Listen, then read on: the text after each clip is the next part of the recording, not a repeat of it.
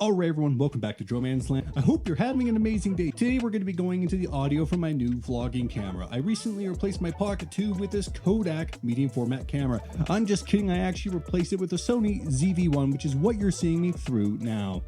Wow. This camera is amazing. There's a lot of features and things that are packed into it that I love. We're not going to be discussing that today. No, instead we're going to be going into audio. When you buy a pocketable camera, obviously you want to keep it small. And yes, once you put on accessories and things like that, the Sony ZV-1 is still a small camera, relatively speaking. But the main reason that I purchased this camera to begin with was I wanted something I could just have as my daily driver with me at all times to capture moments on the fly. So packing a microphone that's actually bigger than the camera doesn't really seem like it makes sense. So today we're going to be going into the Sony ZV-1 onboard microphone and what you can get out of it with a bit of post-processing on Final Cut Pro. With my editing methods, your Sony ZV-1 will go from sounding like this. Alright, now we're outside, I'm rocking aperture, to this. Surrounding are unfamiliar and unwelcome. I'm just kidding, it won't actually. But with these tips and tricks, you can definitely maximize the sound out of camera on the ZV-1.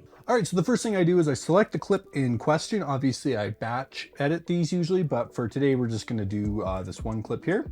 Obviously I usually do color grading, things like that. We're not going to focus on that for now. We are literally just going to focus on the audio. So if you've got Final Cut, follow along. If you don't, I'm sorry. All right, so the first thing I do is I just type in voice and I go to all in the preset section. And over here on the right side, you can see voice over enhancement. I'm gonna double click that. Next, I'm going to go here again and type in bass. As you can see here, there's one that says bass enhancer. This is how I get a bit more lows on my audio. Double click that. Now I'm gonna go over to the top right section here and click on the little speaker icon. Once I'm here, I'm going to click voice isolation. The newer versions of Final Cut have these great AI features. I usually keep it at 50. I'll go up to 75 if I have to. 100 never sounds good. Stay away from 100, but right around that 50 mark, it makes a big difference. Now I'm gonna go down to here where it says voice over enhancement. I'm gonna click on smooth male. This is my favorite because I'm a smooth operator. I'm kidding, that's not why I like it. I just find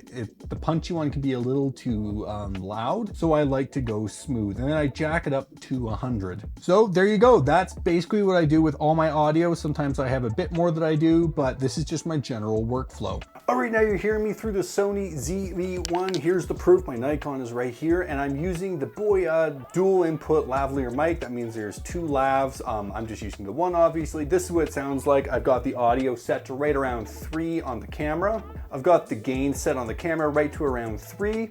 This is what it sounds like without processing. Now, this is what it sounds like with processing. What do we think? Does this sound better or worse? I think it sounds pretty darn good. Now let's switch to the D3 Pro and see how that sounds. Whew. Now you're hearing me out the D3 Pro. Just know I said it time and time again, having a microphone that big on a camera this small does look just kind of funny. I don't know, it sounds better probably than the onboard mic. I don't like the form factor. Anyways, this is what it sounds like without any post-processing. Now let's post-process it now. How does it sound now? Does this sound better? Check, 1, 2, 1, 2, 3. 1, 2, 3, 4. All right, here's what that sounds like. Now let's switch just the onboard mic on the camera. All right, now you're hearing me through the onboard mic on the camera with the wind muff on. As you can see, it's nice and tiny, which is definitely good. I like the form factor a lot. Now let's try taking the wind muff off. How does this sound? How does it sound? Now let's put it back on.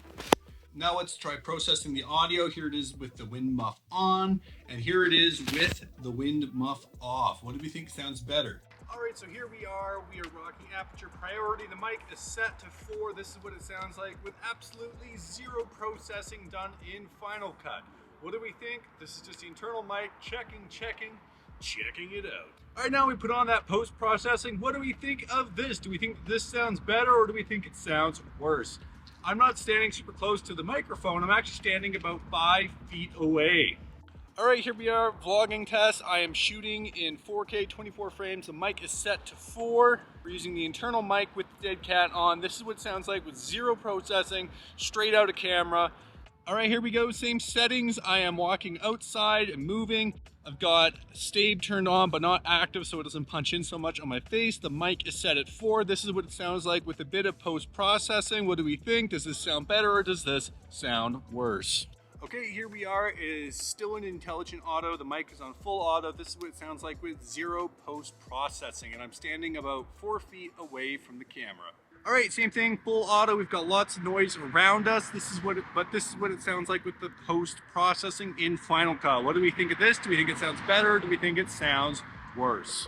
All right, well, there you have it. I hope you found these tips and tricks useful if you're a Sony ZV-1 user. Honestly, these are the things I use on all the microphones I use, even this fancy one that you're hearing me through right now. I think overall the Sony ZV-1 onboard microphone is actually probably the best onboard mic I've ever heard out of a camera I've owned. Is it as good as external mics I've plugged into it? Obviously not, but in a pinch, if I was out vlogging, I would be comfortable using the onboard mic to create a video for this channel. But in the comments below, let me know what you thought of the Sony ZV-1. Do you think that this is a great vlogging camera thus far, or do you think that it leaves something to desire? But I think we'll wrap here. Hit that like button, subscribe to the channel, and remember to take beautiful photos every single day. Don't do it for the views, do it for yourself, and I look forward to seeing you all in the next one. Boom.